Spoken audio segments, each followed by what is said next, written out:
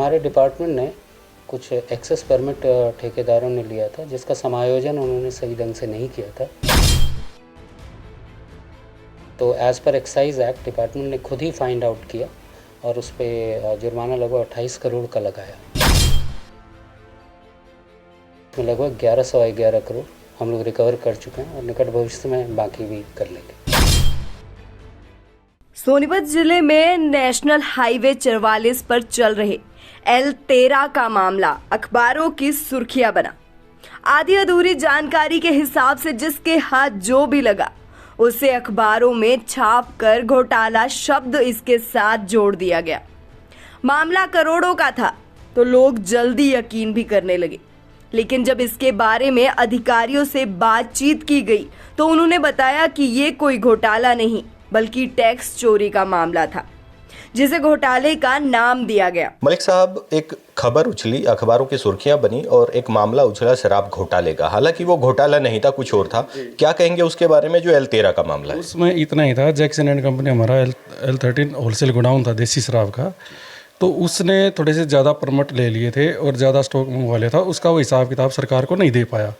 उसके बाद हमने चेकिंग की, ब्रीच केस बना, चालान हो गया, उसके पेनल्टी लगाई हमारे हायर अथॉरिटीज़ ने और 28 करोड़ पेनल्टी लगी। उसमें से 11 करोड़ प्लस 11 करोड़ उससे ज़्यादा ही मतलब हमने रिकवरी कर भी ली है और आने वाले टाइम में हम उसको रिकवरी कर लेंगे।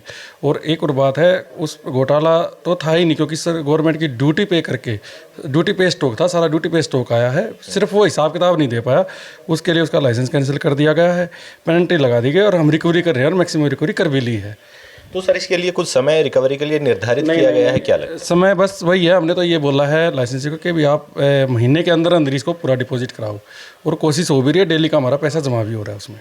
तो आपका कहना ये है कि इसे घोटाला ना कहा? घोटाला कुछ भी नहीं, घोटाला था ही नहीं, किसी भी तरह का कोई घोटाला नहीं था, सिर्फ वो हिसाब किताब नहीं दे पाया। और ये नॉर्मल प्रोसेस है डिपार्टमेंट का, हम चालान करते रहते हैं और भी चालान हुए हैं, उनके भी लगती है पेनल्टी।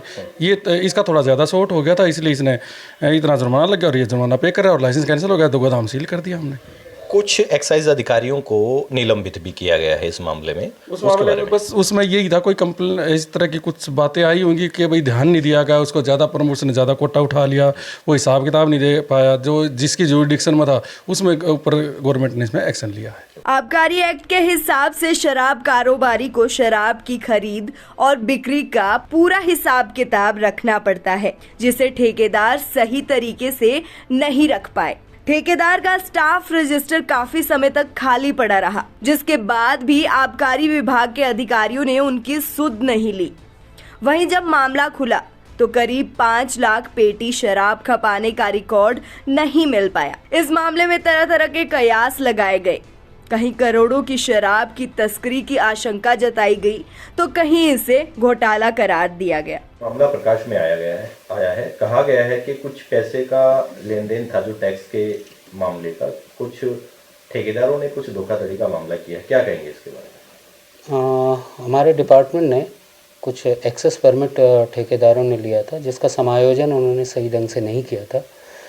तो as per excise act department ने खुद ही फाइंड आउट किया और उस पर जुर्माना लगभग 28 करोड़ का लगाया और फिर उसकी रिकवरी शुरू हो गई, जिसमें लगभग 1111 करोड़ हम लोग रिकवर कर चुके हैं और निकट भविष्य में बाकी भी कर लेंगे।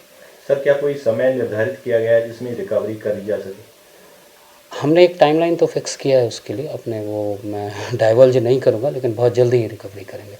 हमारा एक टाइम पीरियड है मे बी। और आगे के लिए क्या कार्रवाई रहेगी सर? उनका लाइसेंस कैंसिल कर दिया गया और उनके ठेके को सील कर दिया गया है, उनके L13 को सील कर दिया गया है। सोनीपत में आबकारी विभाग की नीतियों के अनुसार काम ना करने की वजह से L13 का बड़ा मामला सामने आया और उस बड़े मामले को घोटाले की तरफ मोड़ दिया गया। कहा गया कि करोड़ों रुपए का घोटाला हुआ है, लेकिन वो घोटाला नहीं था, उसे टैक्स चोरी का मामला जरूर कहा जा सकता है। अभी जैसे एक्साइज के बड़े अधिकारियों से हमारी बातचीत हुई तो वो मामला सामने आया और उन्होंने बताया कि टैक्स चोरी के मामले को घोटाले का नाम दे दिया गया। एक्साइज विभाग के अधिकारियों का कहना है कि उसमें से जो टैक्स का पैसा था, करीब 11 करोड़ के आसपास का पैसा जुटा भी लिया गया है, जो टैक्स का खाया गया था, और इसमें कुछ पैसा जो बचता है उसको भी जल्द रिकवरी कर लिया जाएगा।